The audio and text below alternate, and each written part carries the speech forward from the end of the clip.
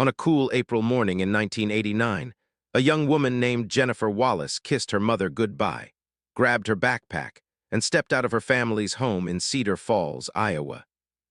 She was 22 years old, a junior at the University of Northern Iowa, studying early childhood education with dreams of opening her own daycare center. Her mother, Patricia, watched from the kitchen window as Jennifer climbed into her white Honda Civic, the same car she'd driven since high school. Patricia noticed Jennifer seemed distracted, maybe even troubled, but when she'd asked if everything was okay, Jennifer had simply smiled and said, "Just tired." Mom, that was the last time Patricia Wallace would ever see her daughter alive. What no one knew at the time was that a single assumption made within the first 48 hours would derail the entire investigation, turning what should have been a solvable case into one of Iowa's most haunting mysteries.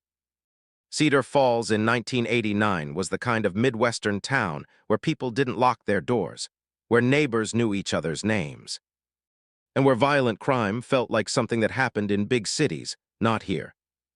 The University of Northern Iowa brought energy and youth to the community, with students filling the local coffee shops, bookstores, and parks. Jennifer had grown up in this town, attended Cedar Falls High School, and stayed close to home for college because she loved the sense of safety and familiarity.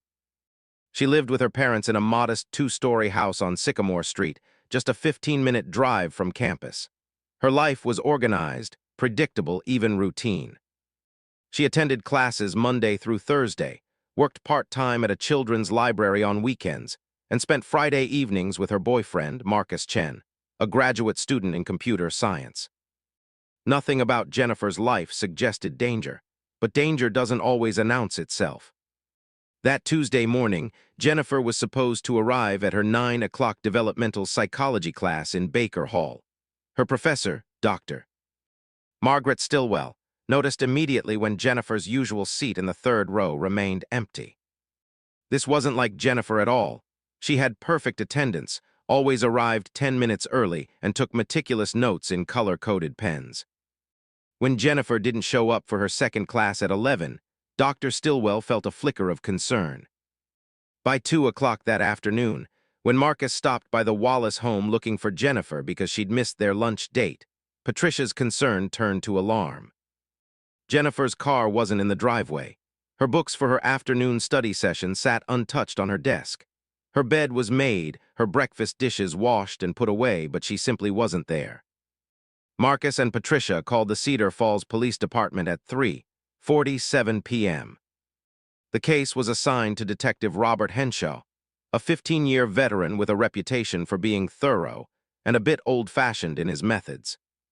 Detective Henshaw arrived at the Wallace home at 4:30 p.m., notebook in hand, his expression conveying practiced calm. He asked the standard questions. Had Jennifer been depressed? Were there any arguments at home? Did she have financial troubles? Patricia answered with increasing frustration, no, no, and no.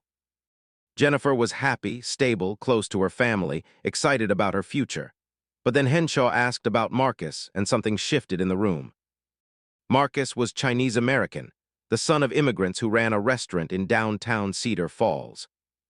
In 1989, in a town that was 97% white, this detail seemed to matter to Detective Henshaw in a way that would prove catastrophic. When Henshaw learned that Jennifer and Marcus had been dating for almost 2 years, and that Patricia and her husband Donald had initially disapproved of the relationship, not because of Marcus's character, but because of their own prejudices they'd been working to overcome, the detective's theory began to crystallize. He closed his notebook, looked at Patricia with what he thought was knowing sympathy, and said, "These kinds of relationships can get complicated. Young women sometimes run away to escape family pressure." That single assumption, that Jennifer had run away, possibly to be with Marcus away from her family's scrutiny, became the foundation of the entire investigation. Within the first 24 hours, the critical window when most missing persons cases are solved, the Cedar Falls Police Department treated Jennifer's disappearance as a voluntary absence. They didn't issue an immediate public alert. They didn't search her car, which had been found parked at a rest stop 30 miles outside of town on Highway 20. They didn't canvass the area where the car was discovered or dust it for fingerprints. Instead, Detective Henshaw focused his energy on interviewing Marcus repeatedly, searching for evidence of secret plans to elope or signs that the couple had been fighting. Marcus, bewildered and terrified, answered every question, submitted to a polygraph test which he passed, and begged the police to actually search for Jennifer. But Henshaw had made up his mind. The investigation was looking in completely the wrong direction, and with every passing hour, the trail was going cold. Jennifer's parents refused to accept the runaway theory. Donald Wallace, a foreman at the John Deere plant, took time off work and began searching on his own. He drove to every bus station, train depot, and highway rest stop within a 100-mile radius, showing Jennifer's photograph to anyone who would look. Patricia contacted every friend, every classmate, every professor Jennifer knew, asking the same desperate questions. When did you last see her? Did she seem upset? Did she mention anything unusual? They printed 500 missing person posters and plastered them across 3 counties. Jennifer's face, smiling, bright-eyed, hopeful, stared out from community bulletin boards, gas station windows, and grocery store entrances. But the local media coverage was minimal. Just a small paragraph in the Cedar Falls Courier describing Jennifer as a missing university student, with the implication that she'd left voluntarily. The police department's public statement, approved by Detective Henshaw, even included the phrase, "no evidence of foul play," which signaled to the community that this wasn't really an emergency. People saw those posters and assumed Jennifer would come home when she was ready. But there was evidence, critical evidence that should have triggered an immediate intensive investigation. When Jennifer's white Honda Civic was found at that rest stop on April 18th, 3 days after she disappeared, a highway patrol officer had documented several concerning details in his report. The driver's side door was unlocked. Jennifer's purse was on the passenger seat, containing her wallet with $43 in cash, her student ID, and her library card. Her keys were in the ignition. A half-eaten sandwich from Subway sat wrapped on the dashboard, still relatively fresh. And on the ground next to the driver's door, partially hidden under the car, was one of Jennifer's shoes, a white canvas sneaker she'd been wearing that morning. The highway patrol officer, Gary Mitchell, found all of this deeply disturbing. He photographed the scene, secured the vehicle, and noted in his report that the situation had all the hallmarks of an abduction or emergency exit from the vehicle. He immediately forwarded his report to the Cedar Falls Police Department. Marked urgent. But when it landed on Detective Henshaw's desk, he filed it away as confirmation of his theory. Jennifer had staged the scene to look like foul play, then gotten into someone else's car, probably Marcus's, and driven away to start a new life. Weeks became months. Spring turned to summer, then fall. The University of Northern Iowa held a small vigil for Jennifer in September, attended by about 50 students and faculty members. Patricia Wallace stood at the center of campus, holding a candle that flickered in the evening breeze, and spoke through tears about her daughter's kindness, her dreams, her laughter. "Jennifer wouldn't just leave," Patricia said, her voice breaking. "Someone took her from us and no one is looking." Marcus Chen stood beside her, his own candle trembling in his hands. He'd been questioned by police 7 times. Some people in town whispered that he must have done something to Jennifer, that his grief was an act. The suspicion and isolation pushed his family's restaurant business to the brink, but Marcus never stopped searching. He spent his own money hiring a private investigator, a retired FBI agent named Tom Bradshaw, who took one look at the case file and was appalled. Bradshaw told Marcus something that would haunt him for years. The first 48 hours determine everything. They wasted those hours chasing a fantasy. Tom Bradshaw began investigating the case the way it should have been investigated from the beginning. He went to the rest stop where Jennifer's car had been found and talked to employees at the gas station and restaurant there. And that's when he found something extraordinary, a witness. A truck driver named Dale Morrison had been at that rest stop on the morning of April 15th, the same day Jennifer disappeared, around 10:30 a.m. He remembered seeing a white Honda Civic parked in an isolated spot near the tree line, away from the main parking area. He remembered it specifically because a large, dark-colored van had been parked directly behind it. nose to nose, in a way that looked deliberate, almost like a blockade. Dale had walked past the vehicles on his way to the restroom and heard what sounded like a woman's voice, raised and distressed, though he couldn't make out words. He'd hesitated, wondering if he should check on the situation. But then a man had emerged from between the vehicles, tall, white, maybe in his 40s. Wearing a denim jacket and a baseball cap pulled low. The man had stared at Dale with an intensity that made him uncomfortable, and Dale, not wanting trouble, had continued walking. Dale Morrison had thought about that moment many times over the following months. He'd seen the missing person posters, recognized Jennifer's face, and felt sick with guilt. But when he'd called the Cedar Falls Police Department in May to report what he'd witnessed, the officer who took his call, following Detective Henshaw's guidance, had thanked him and told him they'd keep it on file. No one had followed up. No one had interviewed him in person. His testimony, which could have been the break in the case, had been reduced to a one-paragraph note in a file that was barely being worked. When Tom Bradshaw interviewed Dale in November of 1989, 7 months after Jennifer vanished, the private investigator immediately recognized the significance of what he was hearing. This wasn't a runaway situation. This was an abduction, one that had been witnessed, and the police had ignored it. Bradshaw wrote a detailed report, presented it to the Cedar Falls Police Department, and requested that the case be escalated. But institutional pride and Detective Henshaw's stubbornness created a wall. Henshaw insisted that Dale's story was unreliable, that 7 months had passed, that memory fades and becomes contaminated. The investigation remained stagnant. But no one expected what happened next. In March of 1990, nearly a year after Jennifer Wallace disappeared, a young woman named Amy Thornton vanished from a rest stop on Highway 218, about 60 miles south of where Jennifer's car had been found. Amy was 19, a freshman at Kirkwood Community College, driving home to visit her parents for spring break. Her car was discovered unlocked, her purse inside, her keys in the ignition. A witness, a retired schoolteacher named Mildred Banks, reported seeing a large dark van parked next to Amy's vehicle around the time she likely disappeared. Mildred had noticed it because the van had no windows in the back and had been parked at an odd angle. This time, the investigation was handled by the Iowa State Patrol, and they immediately recognized the similarities to Jennifer Wallace's case. They contacted the Cedar Falls Police Department and requested all case files. Detective Henshaw, suddenly facing scrutiny from a larger agency, was forced to hand over everything, including the reports he'd minimized and the witness statements he'd dismissed. The State Patrol brought in Special Agent Linda Vasquez, a criminal profiler with experience in serial predator cases. She spent 2 days reviewing both case files, and what she found made her furious. This case was solvable, she would later say in a deposition.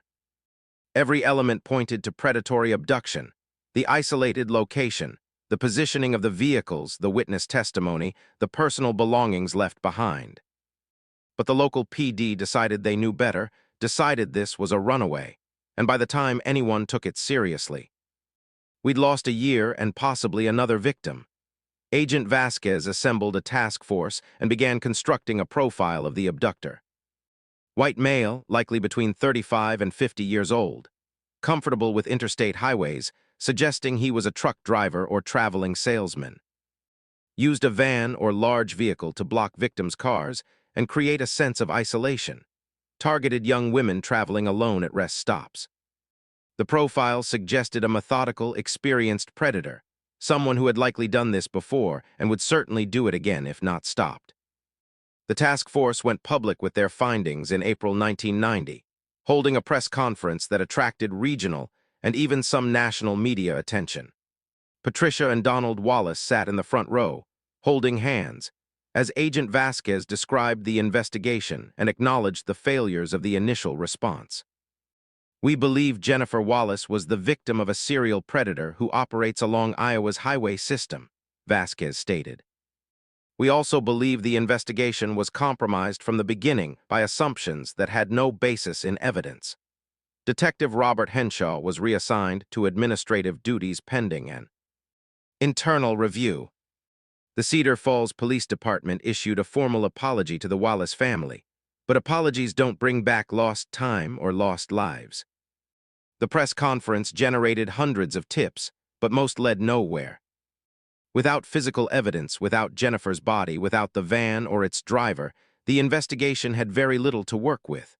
The trail had gone cold, frozen by that initial mistake. Months passed, then years. Amy Thornton's case and Jennifer Wallace's case were officially linked, but no arrests were made. Patricia Wallace transformed her grief into activism, founding a nonprofit organization called First 48 Families, dedicated to educating law enforcement about the critical importance of the initial investigation period in missing persons cases. She traveled to police academies, gave speeches at conferences, and lobbied for legislative changes. Donald Wallace retired early from John Deere and devoted his time to maintaining a website documenting Jennifer's case, updating it regularly with new information, and keeping his daughter's story alive. Marcus Chen eventually moved away from Cedar Falls. The weight of suspicion and grief had become unbearable, but he never stopped thinking about Jennifer. In the Wallace home, Jennifer's room remained exactly as she'd left it on that April morning in 1989.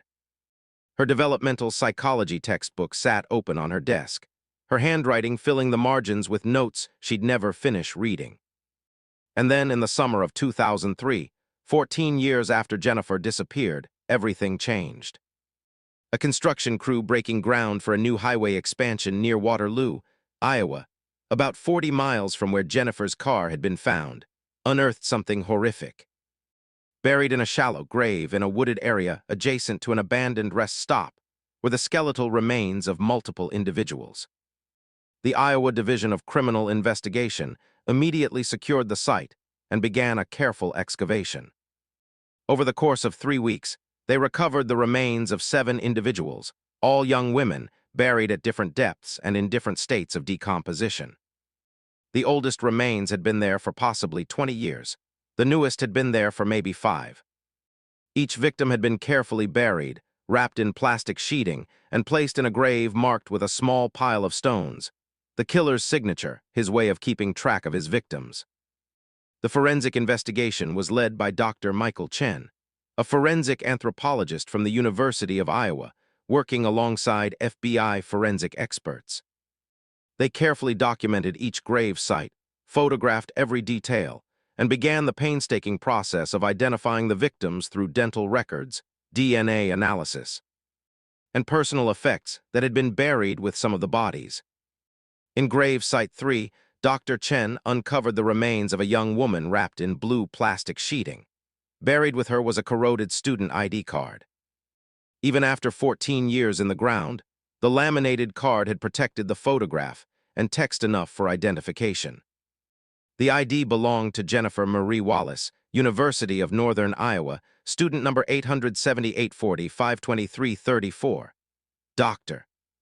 Chen, a man who had spent his career examining death with clinical detachment, found himself having to step away from the site for a moment. He'd later admit that seeing that ID card, seeing the young woman's smile frozen in that small photograph, shattered his professional composure. Jennifer Wallace had been found. Patricia Wallace received the phone call on July 23, 2003, at 2:15 in the afternoon. She was in her kitchen preparing lunch when Agent Vasquez, who had stayed connected to the case all these years, called to deliver the news. Patricia had imagined this moment 1,000 times over 14 years, rehearsed in her mind how she might react, but when it actually came, she found she had no words. She simply dropped the phone and collapsed to the floor, her body racked with sobs that were equal parts grief and relief. Donald found her there 20 minutes later, still on the kitchen floor, the phone lying beside her with Agent Vasquez's voice calling out, "Patricia. Patricia, are you there?" Donald picked up the phone, listened to the news he'd both dreaded and desperately needed to hear, and felt something inside him finally break after 14 years of holding himself together for his wife. Jennifer was gone. They'd known it somewhere deep down, but knowing and confirming are different countries of pain. Their daughter had not run away. She had not chosen to leave. She had been taken, murdered, and buried like she meant nothing. The discovery of the burial site triggered one of the largest serial killer investigations in Iowa history. The FBI's Behavioral Analysis Unit took control of the case, and a team of 50 investigators began working around the clock to identify all 7 victims, and more importantly, to find the person responsible. The victims were aged between 18 and 24. All had disappeared from rest stops or highway areas in Iowa, Illinois, and Wisconsin between 1985 and 1998. All had been sexually assaulted before being murdered. All had been killed by ligature strangulation. The killer had operated for at least 13 years, possibly longer, and had then apparently stopped. The question was why. Serial killers typically don't stop voluntarily. They escalate, or they get caught, or they die. So what had happened to this one? The breakthrough came from an unexpected source: dental records. One of the 7 victims, identified as Carol Simmons, a 21-year-old from Rockford, Illinois, who had disappeared in 1993, had very distinctive dental work, a gold crown on her upper right molar. During the investigation, the FBI cross-referenced missing persons databases with DMV records, looking for anyone who might have been in the vicinity of multiple disappearances. They identified over 3,000 potential suspects, a list far too large to investigate effectively. But then a junior analyst named Rebecca Cole noticed something interesting in the forensic reports. Fiber evidence collected from 3 of the burial sites included synthetic carpet fibers, consistent with commercial van flooring from the 1980s and early 1990s, specifically a type used in Dodge Ram vans. The FBI narrowed their search to registered owners of dark-colored Dodge Ram vans in Iowa, Illinois, and Wisconsin during the relevant time period. The list contained 847 names. Still too many, but manageable. Agent Vasquez and her team began the tedious process of investigating each name on that list. They were looking for someone with a job that required highway travel.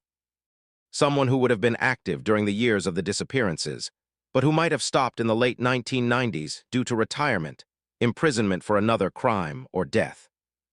By September 2003, they had narrowed the list to 47 individuals of high interest, and one name stood out: Harold Eugene Winters. Harold was a 62-year-old former long-haul truck driver who had worked for various freight companies throughout the Midwest from 1982 until 1998, when he was involved in a serious truck accident that left him partially disabled.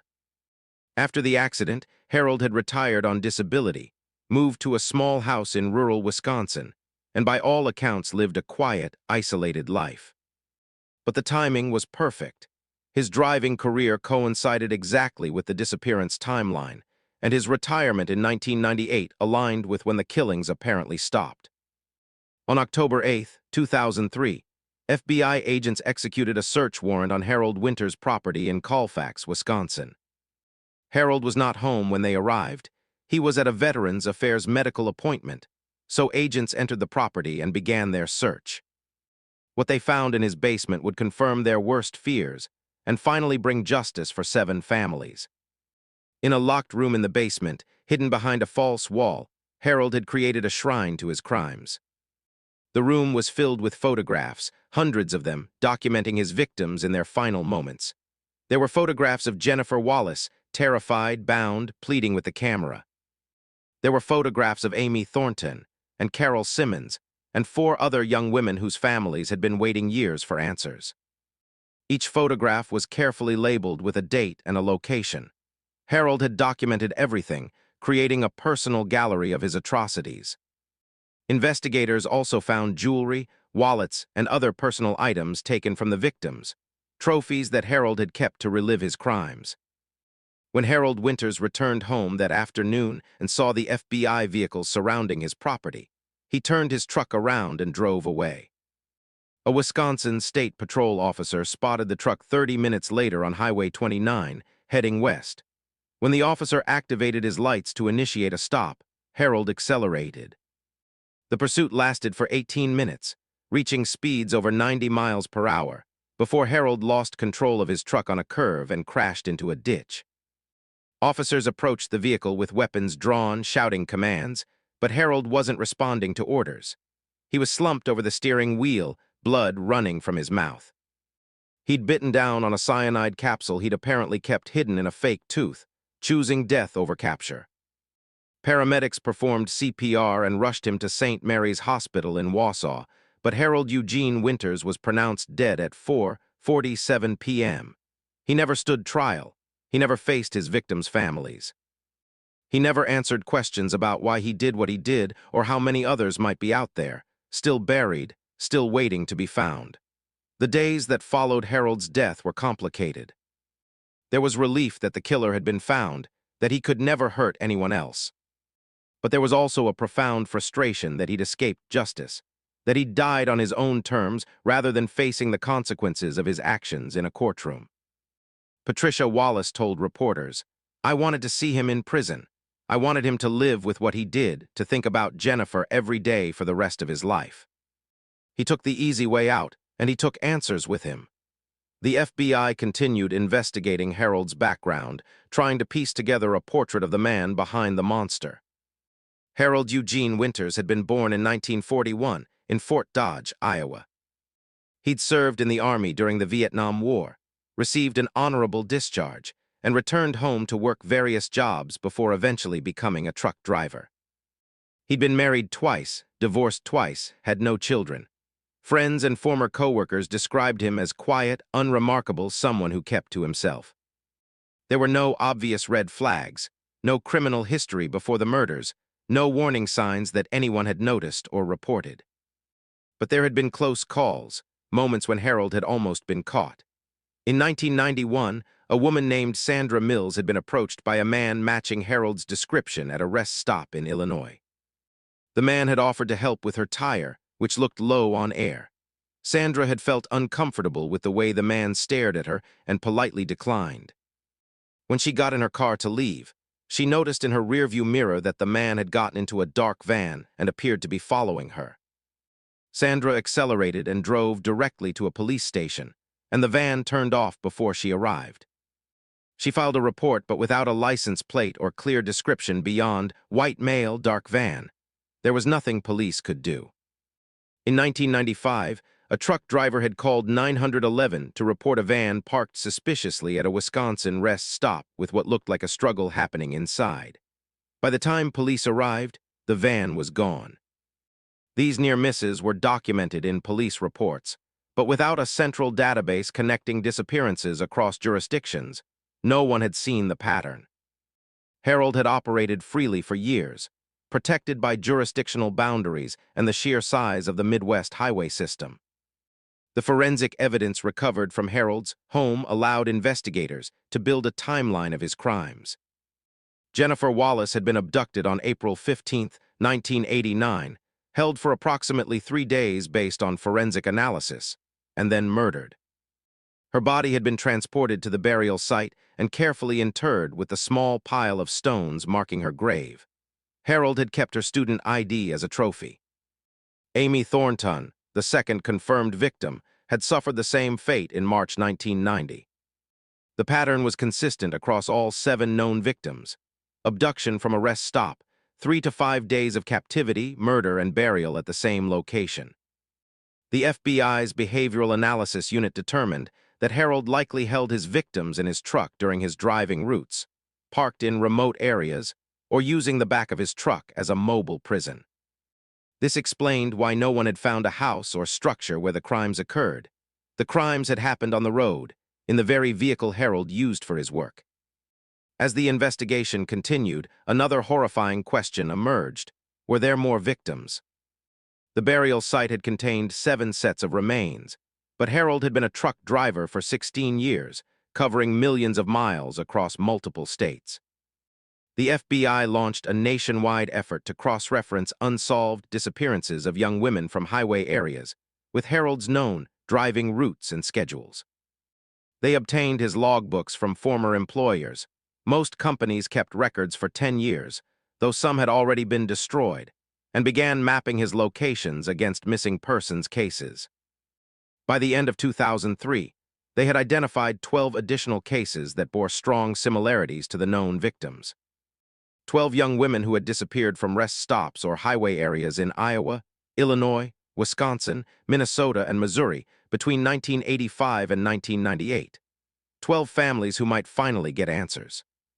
But without Harold alive to confess, without remains to test, these cases would likely never be definitively solved. In March 2004, a memorial service was held in Cedar Falls for Jennifer Wallace and the other 6 identified victims. The service was held at the university's campus chapel, a beautiful stone building with stained glass windows that cast colored light across the pews. Over 500 people attended. Patricia Wallace stood at the podium, her voice steady despite the tears streaming down her face, and spoke about her daughter's life, not just her death. She talked about Jennifer's love of children, her dream of opening a daycare center, her terrible singing voice, and her infectious laugh. For 14 years, Patricia said, Jennifer was defined by her disappearance. She was a missing person, a statistic, a cold case. But today, I want you to remember her as she truly was, a bright, loving, hopeful young woman who deserved the future that was stolen from her. Donald Wallace played a recording of Jennifer's voice. A tape from Christmas 1988, where she'd recorded a message for her grandparents. Hearing her voice again, after so many years, broke something in every person in that chapel. Marcus Chen flew in from California, where he now lived with his wife and 2 children, to attend the memorial. He tried to move on, tried to build a life, but part of him had remained frozen in April of 1989, waiting for Jennifer to walk through a door. He spoke briefly at the service, his voice thick with emotion, about the Jennifer he'd known and loved. She believed in second chances, Marcus said. She believed people could change, could overcome prejudice and fear. She gave me that second chance when I was struggling to fit in at the university. She saw me, really saw me, when so many others only saw someone different. He paused, collecting himself. I think about what she could have become, the children she would have taught, the lives she would have touched. And I think about how a single assumption, made by one person in a position of authority, led to 14 years of not knowing. I hope we all learn from that. I hope we all do better. The story of Jennifer Wallace's case led to significant changes in how missing persons investigations are conducted in Iowa and across the country. Patricia Wallace's organization, First 48 Families, successfully lobbied for legislation requiring law enforcement to treat all missing persons cases as potential endangered persons cases until evidence proves otherwise. The Jennifer Wallace Act, passed by the Iowa legislature in 2005, mandated immediate investigation protocols, interagency communication standards, and annual training for officers on avoiding confirmation bias in missing persons cases. The law also required the creation of a statewide missing persons database that connected local, county, and state law enforcement agencies, ensuring that patterns like Harold Winter's crimes could be identified more quickly. Other states adopted similar legislation, using Jennifer's case as a tragic example of what happens when investigations are compromised by assumptions. But no legislation could bring Jennifer back or give those 14 years to the Wallace family. Patricia and Donald Wallace had missed watching their daughter graduate from college, walk down the aisle, have children of her own. They'd missed 14 years of life moments that should have been filled with joy, but were instead filled with uncertainty and grief. The house on Sycamore Street, once full of laughter and teenage energy, had become a mausoleum to a life interrupted. Patricia struggled with depression and survivor's guilt. Donald threw himself into advocacy work, perhaps because staying busy kept the darkest thoughts at bay. They attended therapy, joined support groups for families of murder victims, and tried to find meaning in their suffering by helping others. But the wound never fully healed. How could it? Your child is not supposed to predecease you. You're not supposed to bury the person you brought into the world, especially not after 14 years of not knowing where they were. The internal investigation into the Cedar Falls Police Department's handling of Jennifer's case was completed in 2004. The report was scathing. It found that Detective Robert Henshaw had allowed personal bias and unfounded assumptions to override evidence-based investigation protocols. The report detailed how witness statements were ignored, how forensic analysis was delayed, how the critical first 48 hours were wasted pursuing a theory that had no basis in fact. Henshaw, who had already been reassigned, chose to retire early rather than face potential disciplinary action. In a brief statement to local media, he said, "I did what I thought was right at the time with the information I had. I regret if my decisions caused additional pain to the Wallace family." That statement, with its passive language and lack of genuine accountability, infuriated many people who had followed the case. Patricia Wallace responded publicly, saying, "You didn't just cause additional pain. You guaranteed that our daughter's killer had 14 more years to hurt other families. You owe us more than I regret if. You owe us the truth. You made assumptions based on prejudice, and those assumptions had deadly consequences." The psychological profile of Harold Eugene Winters, compiled after his death by FBI analysts, revealed a man who led a carefully compartmentalized life. To the world, he was a reliable truck driver, a veteran, a quiet neighbor who kept his lawn mowed and his house maintained. But inside, Harold harbored violent fantasies that he'd been acting on for years. Investigators found journals in his home that dated back to the early 1980s, filled with detailed descriptions of his fantasies, and later, his actual crimes. The journals revealed that Harold's first kill had likely occurred in 1985, 2 years before the earliest known victim in the burial site. The journals mentioned the one by the river in Missouri and the girl near the state park in Minnesota, suggesting that there were at least 2 other victims whose remains had never been found. Harold had written about the thrill of control, the power he felt when he held someone's life in his hands. The journals were disturbing in their clinical tone, describing torture and murder the way someone might describe a hobby.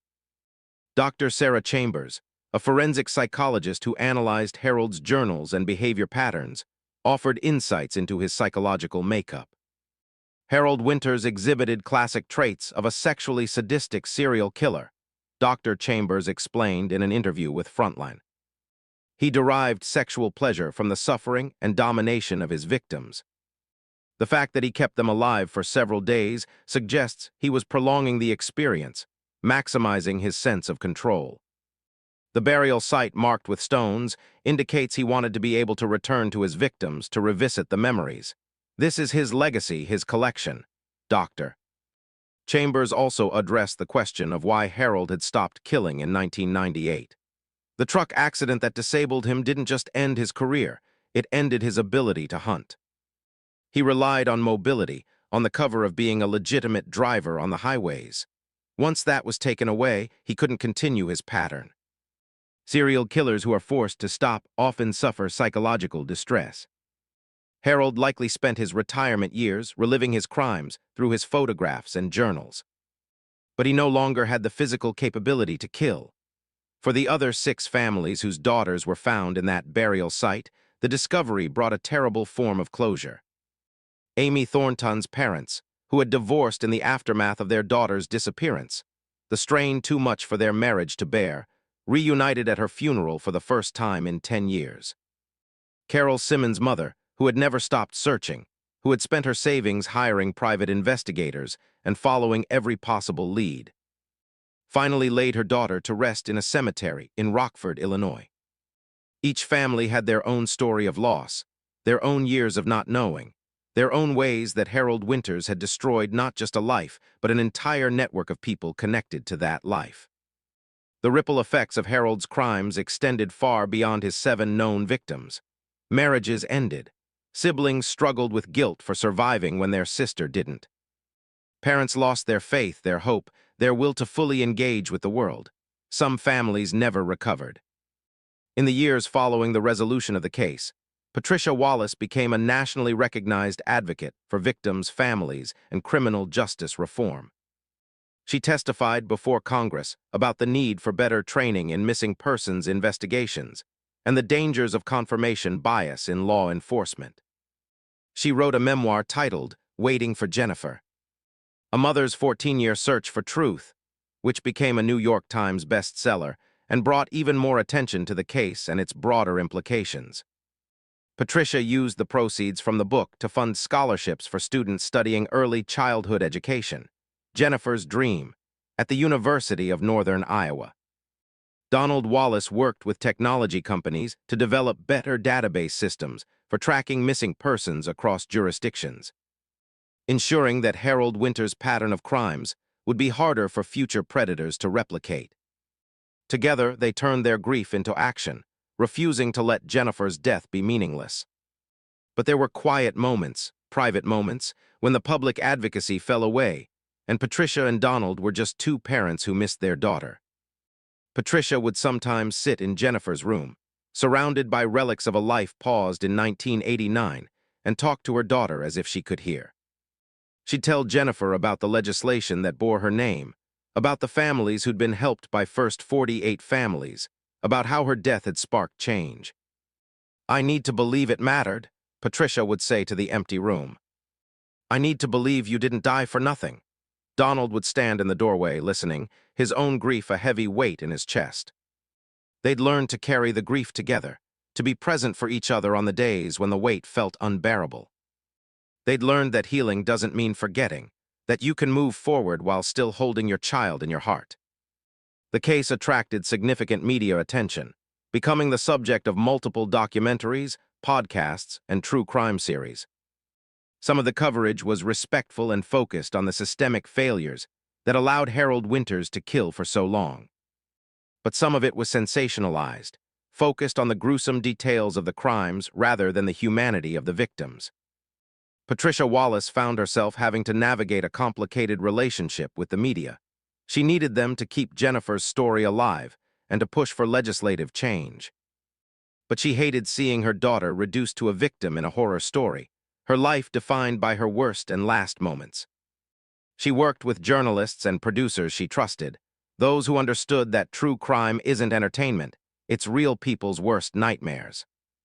She refused to participate in projects that she felt exploited the victims or glorified the killer.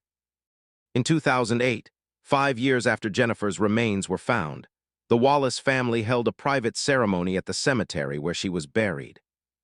Patricia and Donald, along with Marcus Chen and a small group of Jennifer's closest friends, gathered around her headstone. The marker read, "Jennifer Marie Wallace, 1967-1989. Beloved daughter, friend, and dreamer, your light still shines." They each placed flowers on the grave, daisies, which had been Jennifer's favorite. Marcus placed a small photograph next to the headstone, a picture of Jennifer from 1988, smiling at the camera with that open, hopeful expression that had captivated him when they first met. Patricia read a poem she'd written about letting go while holding on, about finding peace while still demanding justice. Donald simply stood with his hand on the cold stone, tears running silently down his face, saying goodbye to his little girl one more time. The investigation into Harold Winters' potential additional victims continued for several more years. In 2009, remains were discovered in a wooded area near a defunct rest stop in Missouri, buried in a manner consistent with Harold's other victims. DNA testing confirmed the remains belonged to Rachel Martinez, a 23-year-old from Kansas City who had disappeared in 1987 while traveling to visit her sister in St. Louis.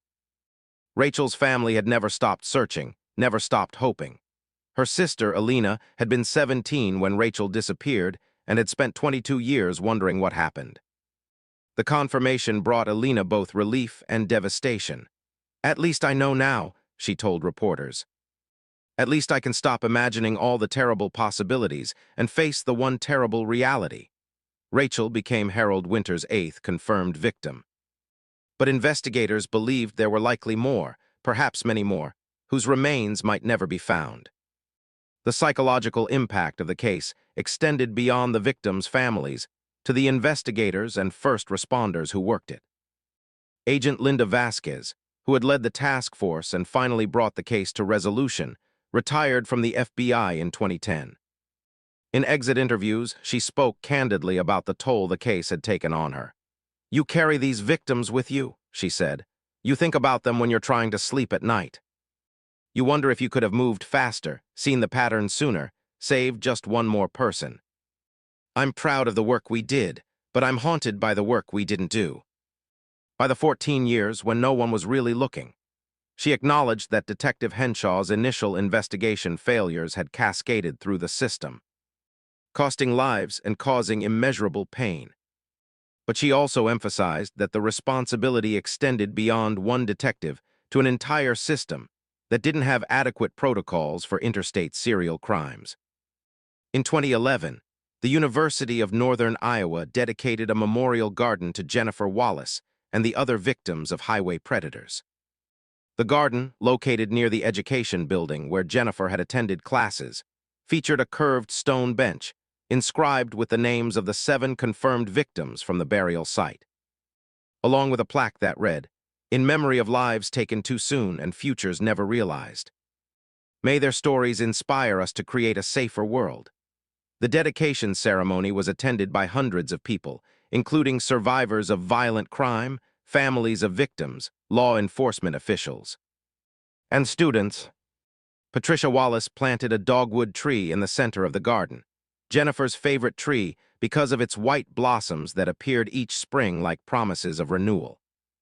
The garden became a place of reflection and education, a living reminder that behind every true crime story are real people with real lives that mattered. As years passed, the Wallace family found ways to rebuild their lives around the permanent hole Jennifer's death had left. Patricia continued her advocacy work, but also returned to teaching. She'd been an elementary school teacher before Jennifer's disappearance, finding solace in working with children and honoring her daughter's dream in her own way. Donald published a guide for families of missing persons, drawing on his own painful experience to help others navigate the nightmare of not knowing. They established the Jennifer Wallace Foundation, which provided financial assistance to families searching for missing loved ones and funded training programs for law enforcement officers. The foundation gave them purpose, a way to transform their grief into something that helped prevent other families from experiencing the same anguish. But they were always honest about the fact that meaning doesn't erase pain, that purpose doesn't replace a person, that Jennifer's absence was a wound that would never fully heal. What haunts many people who study the Jennifer Wallace case is the simplicity of the mistake that derailed everything. One person's assumption, made in a moment based on prejudice and stereotypes rather than evidence, cost 14 years and possibly additional lives. Detective Henshaw wasn't a monster like Harold Winters. He was just a man who thought he knew what happened, who trusted his gut instead of following the evidence, who let bias shape his investigation. It's a cautionary tale about the dangers of confirmation bias, about how we see what we expect to see and ignore evidence that contradicts our assumptions. Henshaw had convinced himself that Jennifer was a runaway because the alternative, that a serial killer was operating in his jurisdiction, was too disturbing to entertain. So he forced the evidence to fit his theory instead of letting the evidence guide him to the truth. This kind of thinking doesn't just happen in police investigations. It happens everywhere, in every profession, in everyday decisions. We make assumptions, often unconsciously, that can have profound consequences. The broader societal implications of the case sparked important conversations about how bias affects justice. Jennifer's case became a teaching tool in criminal justice programs, psychology courses, and diversity training seminars across the country. The fact that Detective Henshaw's suspicion of Jennifer's relationship with Marcus Chen, a suspicion rooted in racial prejudice, had been the catalyst for his runaway theory was particularly troubling. It demonstrated how systemic racism and bias could literally be a matter of life and death. Marcus Chen himself became an advocate for criminal justice reform, speaking at universities and conferences about his experience being treated as a suspect simply because of his ethnicity. "I was grieving, terrified, desperate for help," Marcus would tell audiences. "And instead of help, I got suspicion. Instead of empathy, I got interrogations. The color of my skin made me guilty until proven innocent, and that bias cost Jennifer and other victims valuable time." In 2015, on what would have been Jennifer's 48th birthday, the Wallace family held a gathering at their home for a small group of people who had been part of Jennifer's life and the long search for her. There was Marcus, now in his 50s, bringing his teenage son who'd been named Jordan Chen Wallace in Jennifer's honor. There were Jennifer's college friends, now middle-aged themselves, sharing stories about study sessions and late-night conversations. There was Agent Vasquez, retired but still carrying the case in her heart. And there was Patricia and Donald, older now, grayer, but still standing, still fighting, still making sure Jennifer's name meant something beyond tragedy. They lit candles, shared memories, and toasted to the woman Jennifer had been and the woman she would have become. It wasn't about closure. Closure is a myth when you lose a child. But about community, about remembering together, about making sure that Jennifer's life, not just her death, was honored. The physical evidence from Harold Winter's home, the photographs, the journals, the trophies, was eventually destroyed after all legal proceedings were complete. The FBI made this decision in consultation with the victims' families, who didn't want Harold's collection to exist in the world, even in an evidence locker. The photographs were particularly disturbing, capturing the victims in moments of terror and suffering. The families didn't want those images to be the last record of their daughters' lives. Didn't want the possibility that they might someday leak into the public sphere or become fodder for morbid curiosity. So, in a secure facility with witnesses present, the evidence was incinerated. Patricia Wallace watched as the box containing photographs of Jennifer was fed into the flames. "Those aren't images of my daughter," she said. "That's what a monster captured. My Jennifer is in my memories, in the photos we took as a family, in the love she gave so freely. That's what I'll hold on to." As of today, the Jennifer Wallace case remains one of the most studied examples of investigative failure and bias in American law enforcement history. It's taught alongside other cautionary cases, the Central Park Five, the Atlanta child murders, the failures in the early stages of the Green River Killer investigation, as examples of how assumptions and systemic bias can derail justice. The case has been the subject of academic papers, psychological studies, and institutional reform efforts.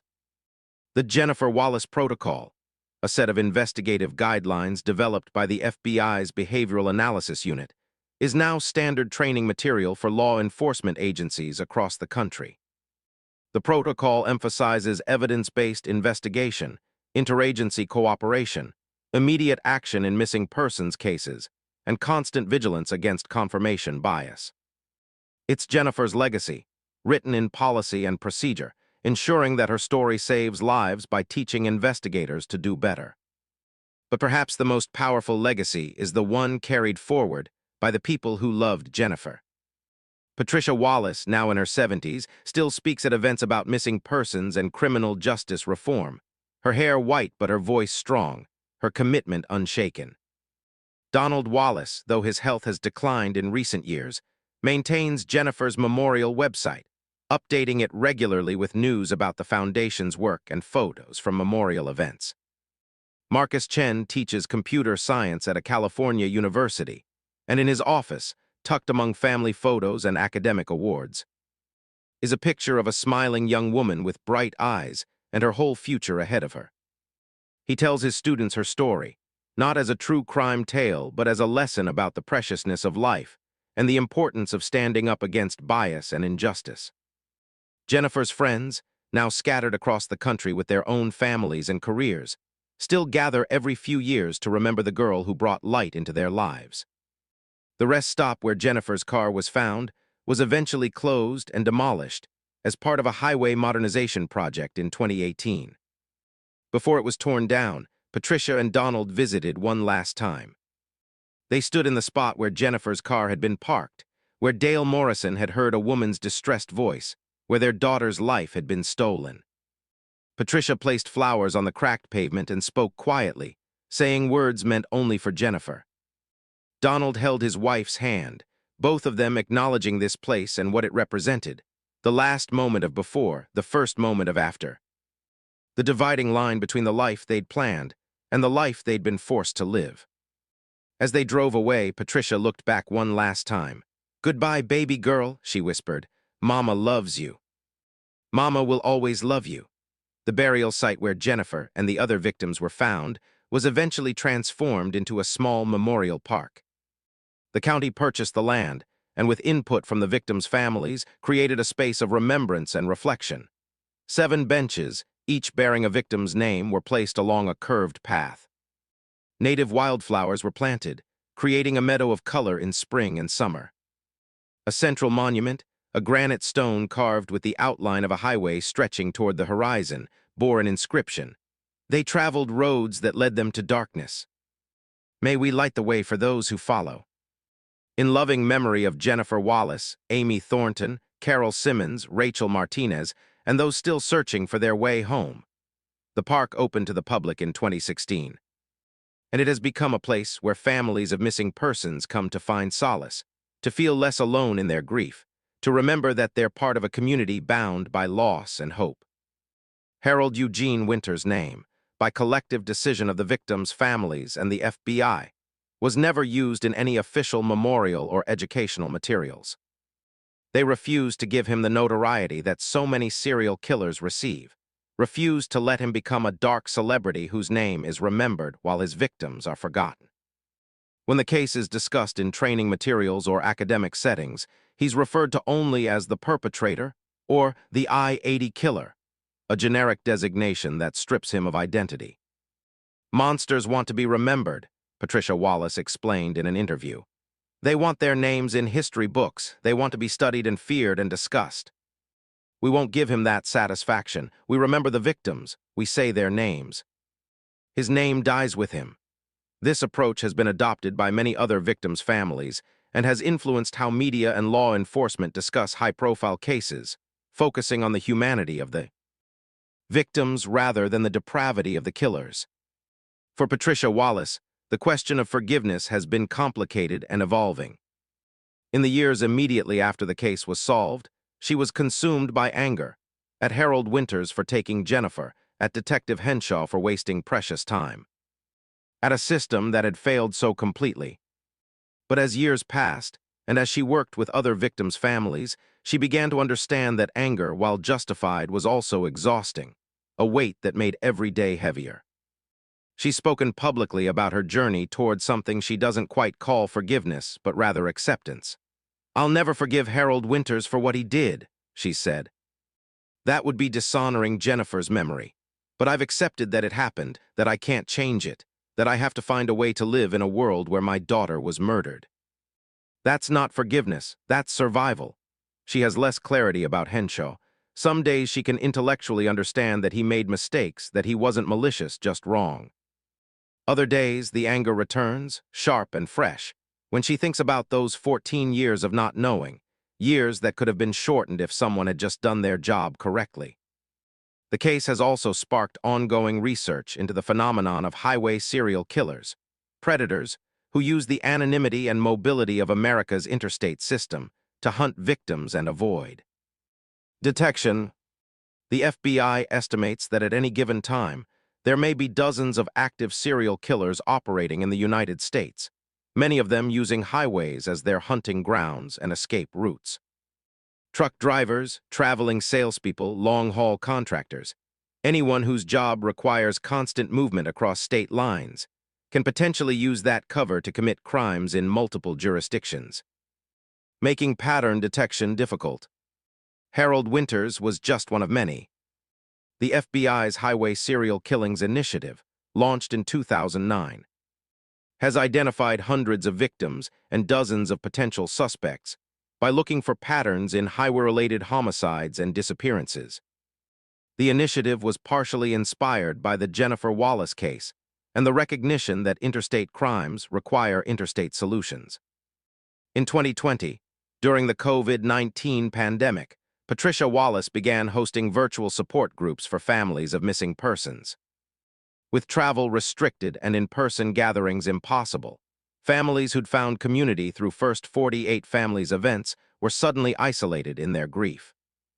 Patricia set up weekly video calls where families could share their stories, their frustrations, their hopes, and their fears. The meetings drew people from across the country, parents whose children had vanished, siblings searching for brothers and sisters, spouses waiting for partners who never came home.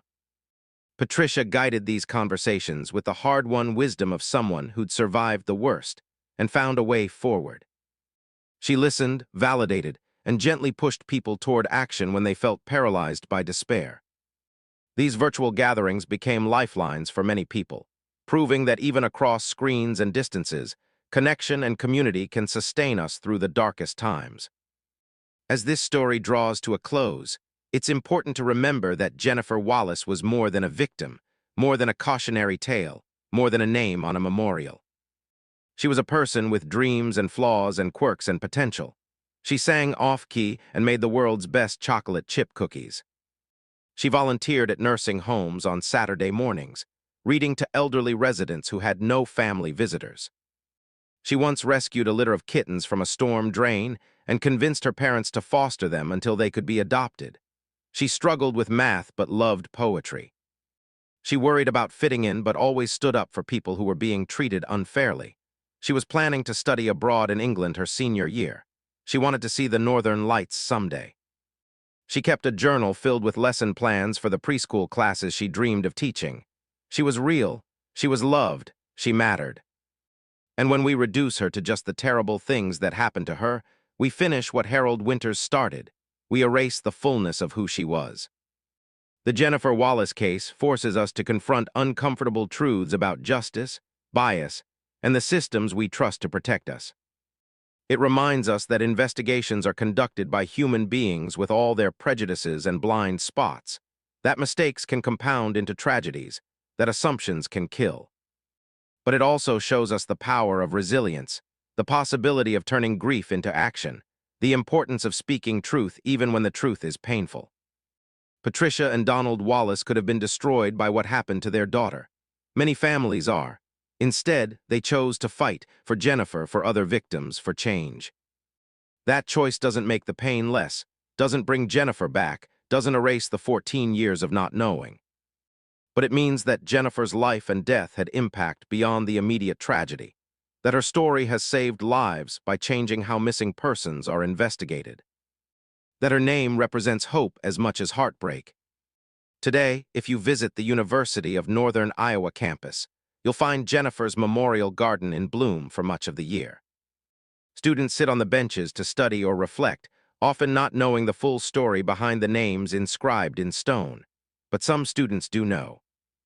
They've learned about the case in classes, or they've looked up the memorial's history, or they've attended one of Patricia Wallace's speaking engagements. And for those students, the garden is a reminder that education isn't just about accumulating knowledge. It's about learning to think critically, to question assumptions, to understand that our actions and decisions can have consequences far beyond what we imagine.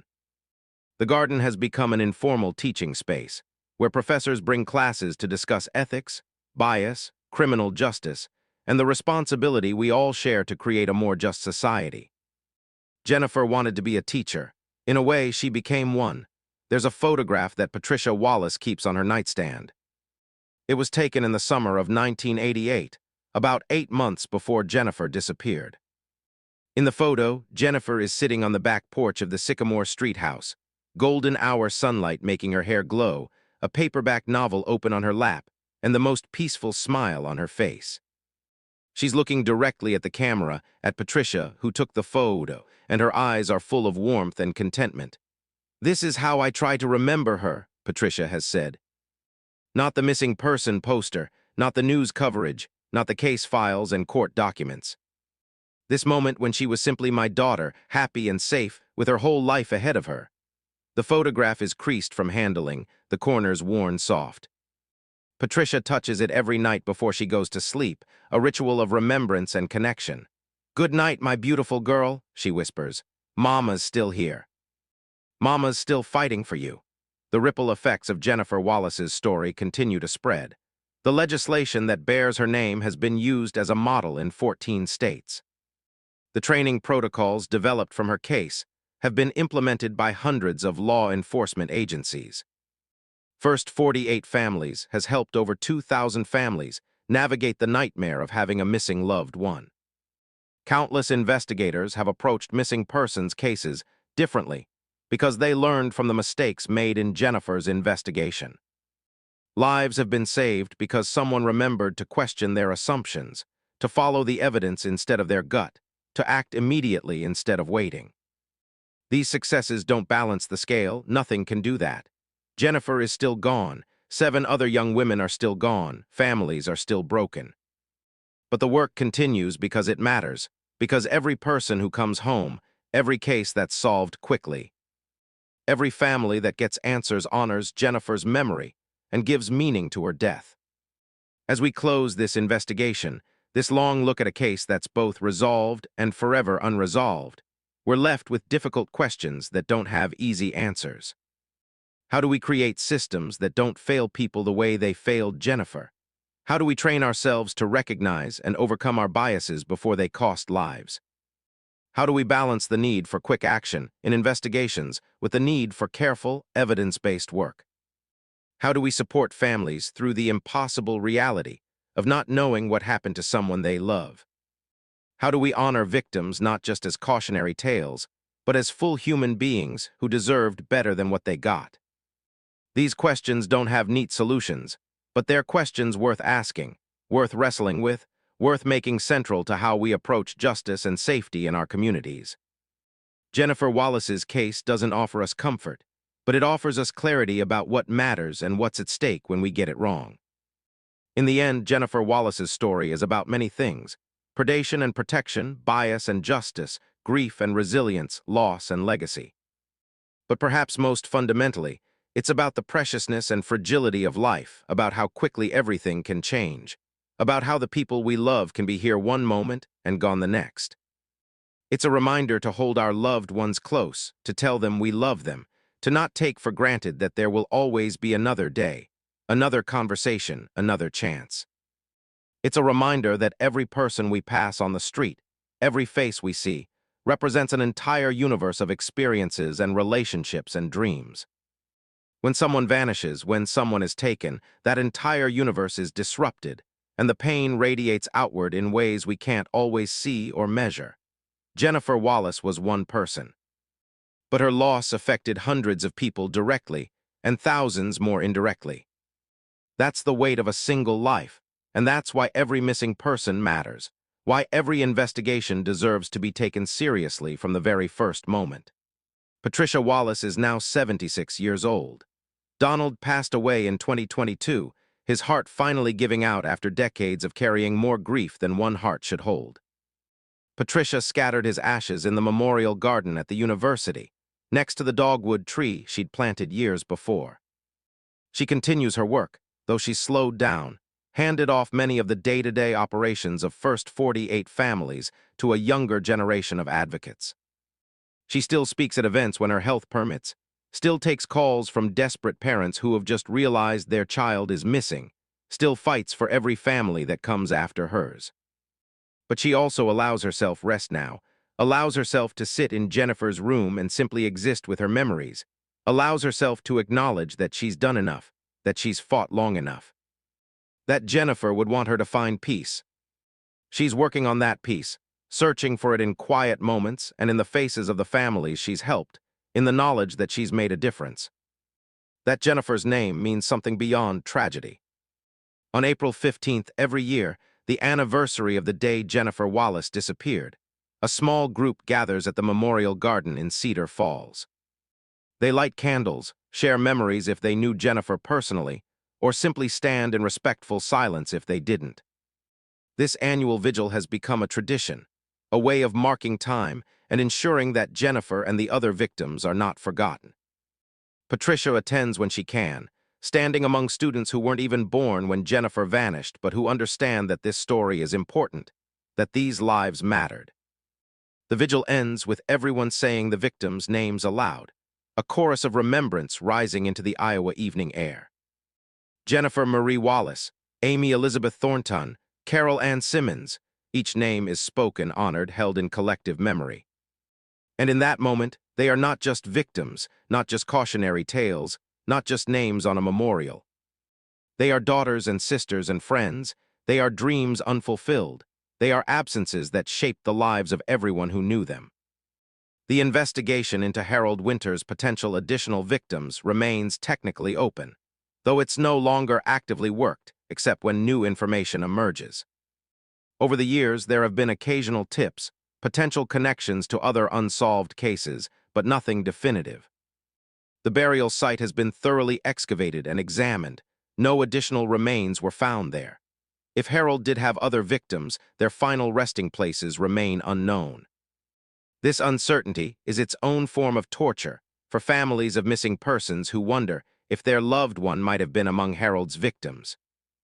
DNA samples from Harold were entered into national databases and compared against evidence from hundreds of unsolved cases, resulting in a few possible connections that couldn't be definitively confirmed.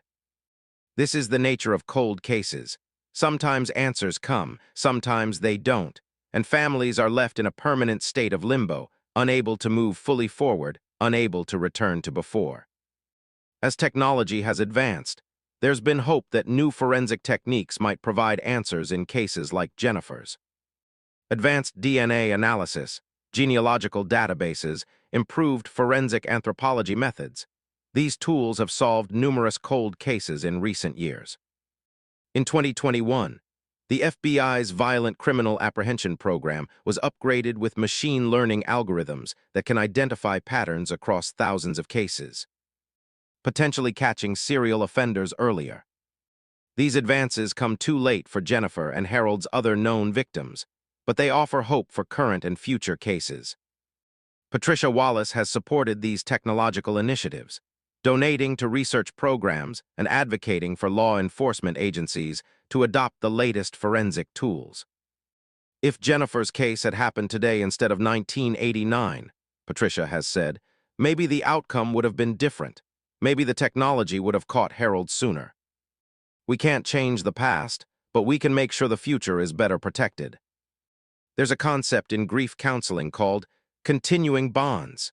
The idea that we don't have to let go of people who have died, but rather we maintain a relationship with them that evolves over time. Patricia Wallace embodies this concept.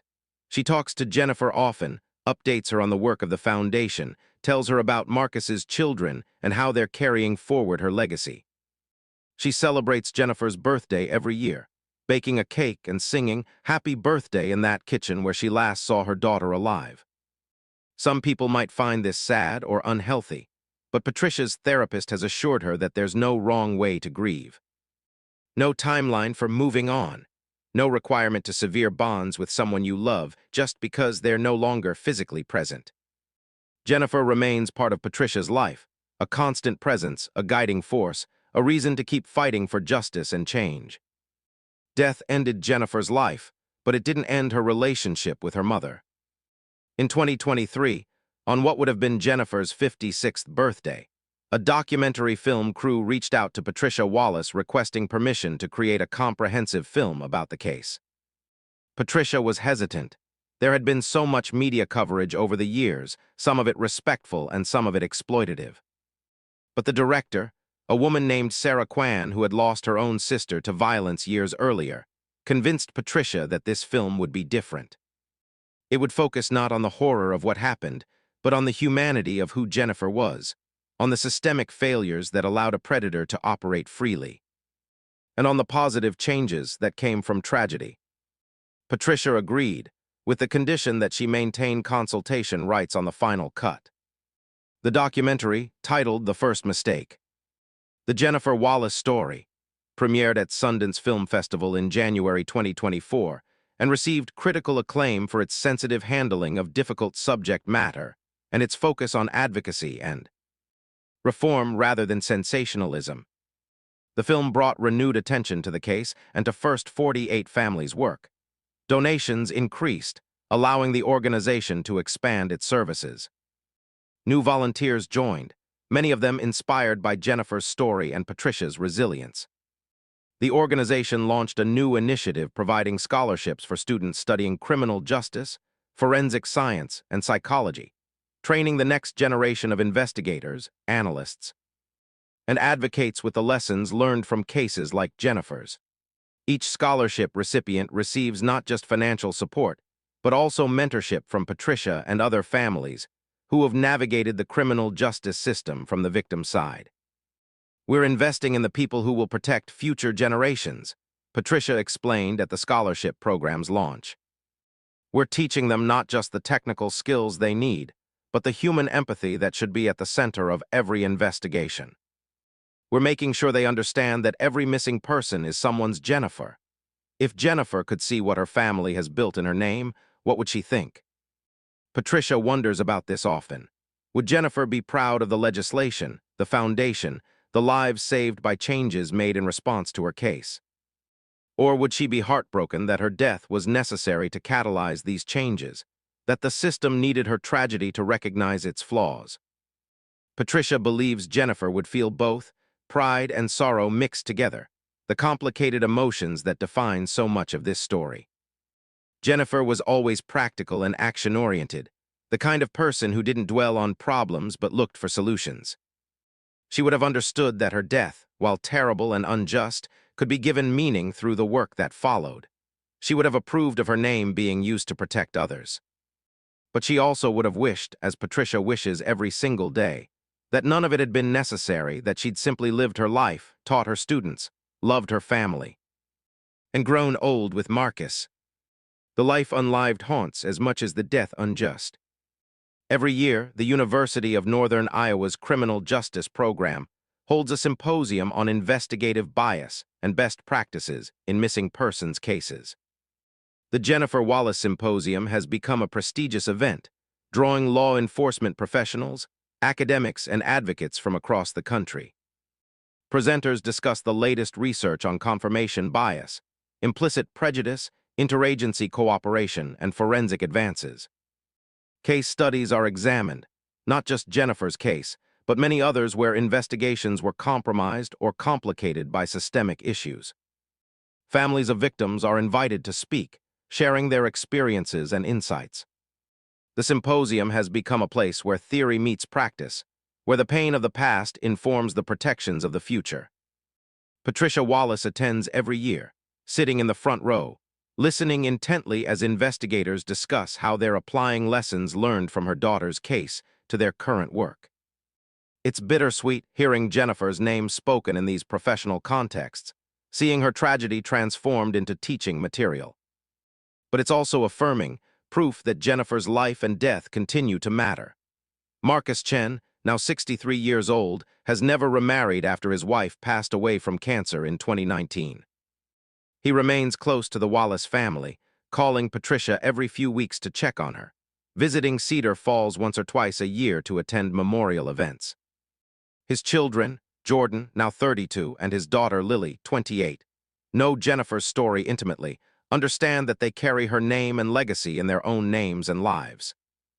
Jordan works as a prosecutor in the San Francisco District Attorney's Office, specializing in cold cases, directly inspired by what happened to Jennifer and the failures in her investigation.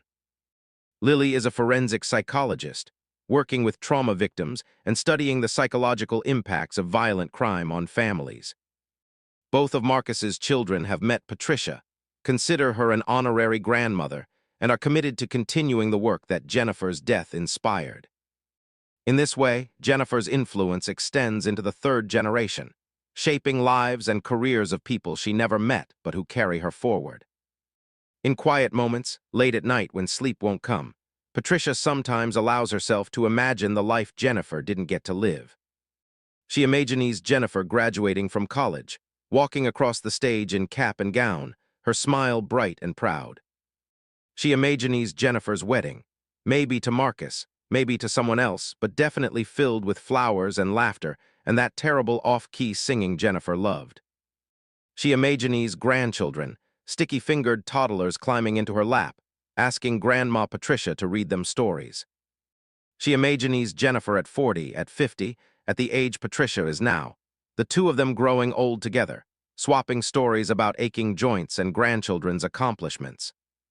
These imagined moments are painful in their impossibility, but Patricia allows herself to visit them occasionally because Jennifer deserves to be imagined in joy, not just remembered in tragedy. She deserves to exist in the full spectrum of what might have been, not trapped forever at 22 in the moment her life was stolen. The lessons of Jennifer Wallace's case extend far beyond the specifics of her story. They speak to fundamental questions about how we see each other, how we make judgments, how we let preconceptions shape our understanding of reality. Detective Henshaw's initial assumption that Jennifer had run away because of family pressure related to her interracial relationship was rooted in racial stereotypes and outdated attitudes about romance and family. It was the kind of assumption that seems obviously wrong in hindsight, but that felt reasonable to him in the moment, informed by his worldview and biases. How many other decisions, in how many other contexts, are being made right now based on similarly flawed assumptions? How many people are being denied justice or opportunity or basic dignity because someone in a position of authority made a snap judgment based on prejudice rather than evidence? Jennifer's case is a mirror held up to every system where human judgment plays a role, asking us to examine what we believe and why we believe it. In 2025, the Iowa legislature expanded the Jennifer Wallace Act to include provisions specifically addressing bias training for law enforcement. The new provisions require annual training on implicit bias, cultural competency, and the specific ways that prejudice can compromise investigations. The training includes case studies, Jennifer's case prominent among them, and practical exercises designed to help officers recognize their own biases and develop strategies for evidence-based investigation regardless of preconceptions. The legislation passed with bipartisan support, a rare example of political consensus in a polarized time. Patricia Wallace was present at the signing ceremony, standing beside the governor as he signed the bill into law. "This doesn't bring Jennifer back," Patricia said in her remarks. "But it might protect someone else's Jennifer. It might save a family from 14 years of not knowing, and that matters. That has to matter, or I don't know how to make sense of any of this." There's a moment that comes in every conversation Patricia has with other families of missing persons. A moment when she can see the person truly understanding, perhaps for the first time, that they're going to survive this. Not that the pain will go away or that they'll ever be the same person they were before, but that they can continue existing, breathing, moving forward even while carrying the weight of loss. Patricia recognizes this moment because she lived it herself, years after Jennifer's remains were found, when she woke up one morning and realized she'd slept through the night without nightmares. That she'd thought about something other than Jennifer for a few hours, that life had somehow continued despite everything. The guilt that accompanied that realization was overwhelming. How could she keep living when Jennifer couldn't? But her therapist helped her understand that surviving isn't betrayal. That Jennifer would want her to have joy and peace, that honoring the dead doesn't require destroying yourself. Patricia now shares this hard-won wisdom with others, a gift born from suffering. Time passes. That's what it does, indifferent to our pain, relentless in its forward motion. 36 years have now passed since Jennifer Wallace walked out of her parents' home on that April morning. 36 years since Patricia watched from the kitchen window. 36 years since everything changed. Jennifer has now been gone longer than she was alive. Patricia is now the age her own mother was when Jennifer disappeared, and she understands in a new way the depth of pain her mother experienced watching her daughter grieve. Donald has been gone 3 years, buried next to the marker for Jennifer in a cemetery plot they'd bought hoping to never need this soon. The house on Sycamore Street has new owners now. Patricia moved to a smaller condo near the university, unable to continue living in the house full of memories and absences. But she visits the memorial garden regularly, sits on the bench bearing Jennifer's name, talks to her daughter in whispers. The case remains in some ways unsolved. Yes, they know who killed Jennifer. Yes, they found her remains. Yes, Harold Winters is dead and can never hurt anyone again. But there are still unanswered questions that haunt the edges of the story. How many other victims were there? Where are they buried? Did Harold have an accomplice at any point? Were there signs that people missed, chances to stop him earlier? What happened during those 3 to 5 days that each victim was held alive? These questions will likely never have answers, and that uncertainty is its own form of ongoing trauma. Patricia has learned to live with not knowing everything, has made peace with the fact that some questions remain open, but it hasn't been easy. The human mind wants completeness, wants full understanding, wants all the pieces to fit together neatly. Real life rarely provides that satisfaction. Real life is messy and incomplete, and full of gaps where answers should be. In her advocacy work, Patricia often speaks about the concept of ambiguous loss, a term coined by researcher Pauline Boss to describe grief that occurs without closure. Families of missing persons experience this constantly, stuck between hope and despair, unable to move forward into acceptance because the loss is unconfirmed, unable to maintain hope because time keeps passing. Even after remains are found, as Jennifer's were, there's still ambiguous loss in the unanswered questions, in the unknowable details of final moments, in the life that was supposed to be but never was. Patricia has become an expert in helping people navigate this particular form of grief, validating the confusion and pain of living in uncertainty, while also gently encouraging people to find ways to function despite the ambiguity. You can hold two truths at once, she tells families. You cannot know everything and still move forward. You can live with questions and still find moments of peace. It's not easy, but it's possible, and I'm proof of that. As we reach the end of this investigation, this long look at a case that changed laws and lives and the way we think about justice, we return to where we began, with a young woman kissing her mother goodbye on an ordinary April morning. Jennifer Wallace had no way of knowing that morning would be her last, that the decision to drive to campus would lead her into the path of a predator, that her life was about to be stolen in the most brutal way imaginable.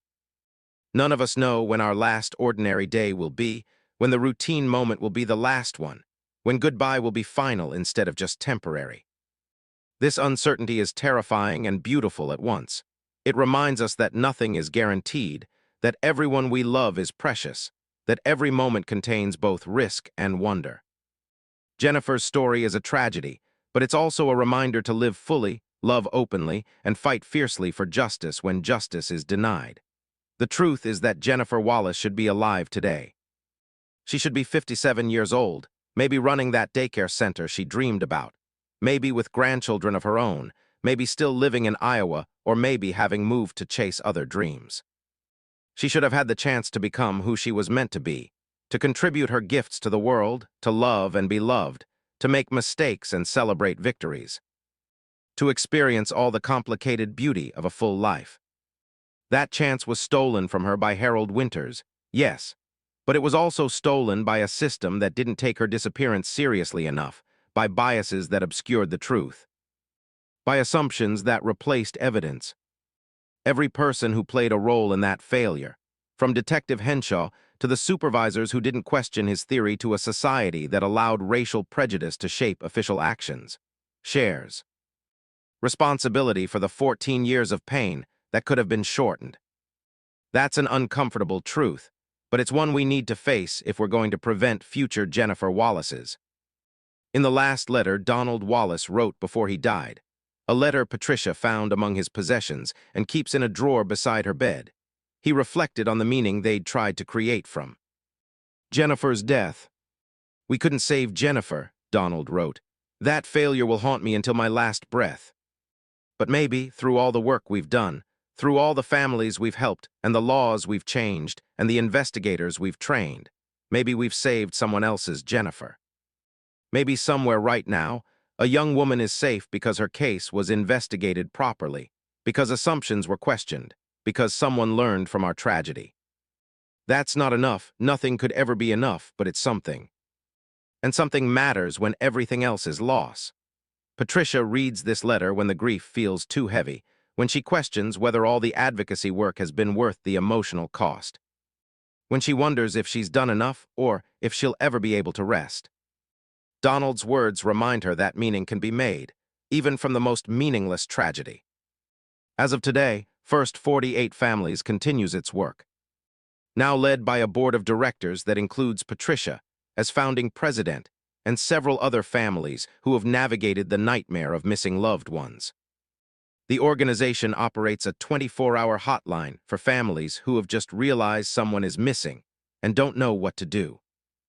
They provide emotional support, practical guidance on working with law enforcement, connections to resources like private investigators and victim advocates, and most importantly, the assurance that the family isn't alone.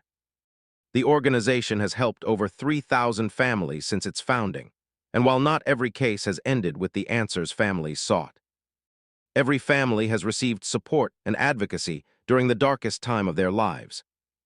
The organization has also become a voice for legislative and policy reform, testifying before congressional committees and state legislatures, consulting with law enforcement agencies on protocol development, and ensuring that lessons learned from cases like Jennifer's are implemented systematically, not just remembered.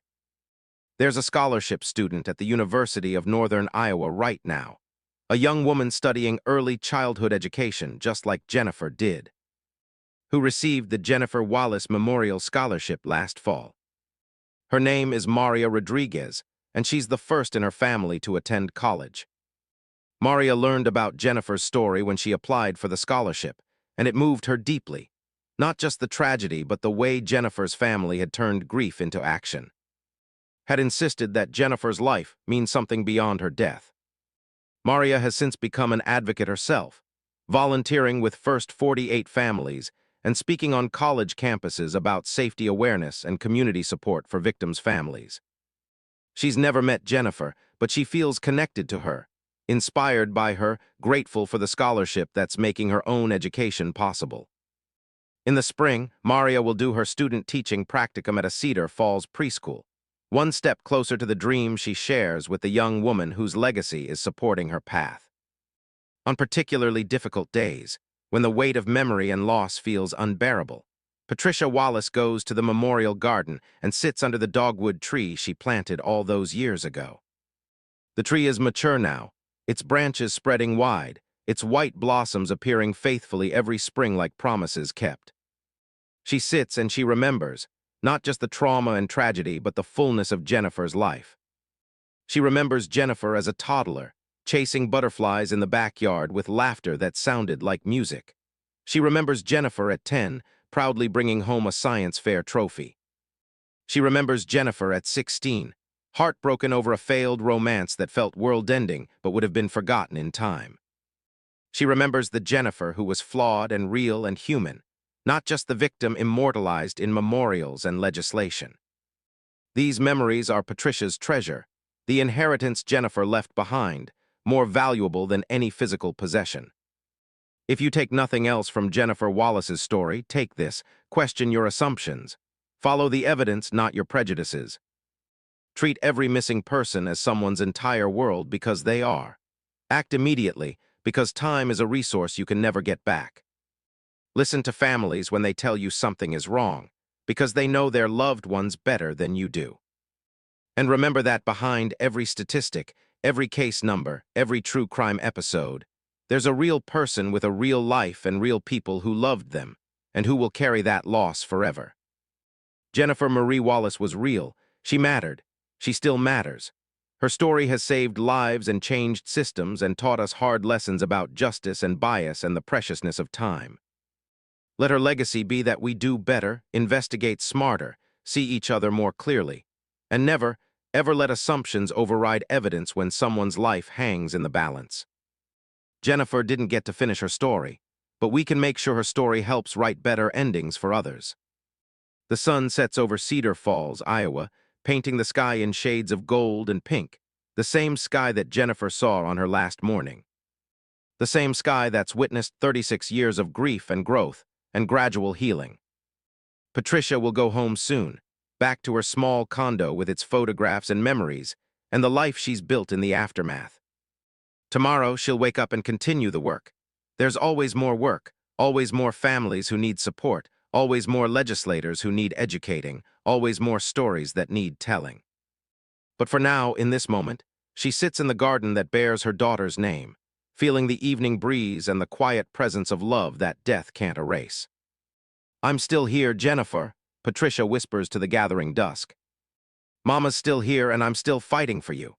And somewhere, in the space between memory and hope, between past and future, Jennifer's story continues to unfold, saving lives she'll never meet, changing a world she didn't get to fully live in, proving that even the darkest tragedies can carry light forward if we refuse to let them mean nothing. This is Jennifer's legacy. This is her gift. This is how a single life taken too soon can still change everything. Coming soon to Vanished and Found, A man reported missing by his wife was found 23 years later, living just 7 miles away from his own home. How did an entire community miss what was hiding in plain sight?